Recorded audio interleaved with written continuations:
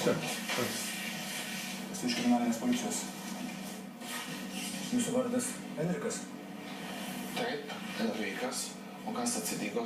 Norėjau paklausti, ar jūs kartais nepažįstate tokios Silvijos Akramaitės?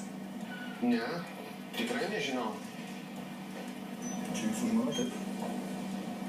Labą dieną. Labą dieną. Turim vieną nuotrauką. Mes ją radom jos bute. Enrikai, kas ta Silvija?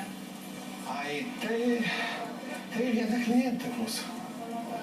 O ką jūs darėte visą šią popietę? Aš dirbau, kaip visada. Čia, pizzerijoje?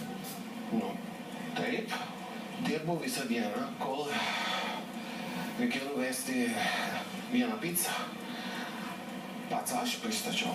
Žinote, mums trūksta išvežiotojų. Tada mane domina vardas, pavardė, adresas. Aš jau ir pamiršau. Žinote, pas mums... Kaip daros tuos televiziją? Surinkite, nieko nesijaudinkite. Štai, čia visi mūsų šiandienos pristatymai. Mano vyras gal ir yra išsiblaškęs, bet jam tikrai nėra ko slėpti.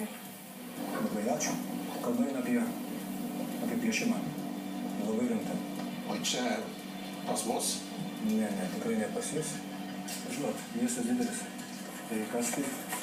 Kreipsimės vėl? Visą dieną. Viso gero.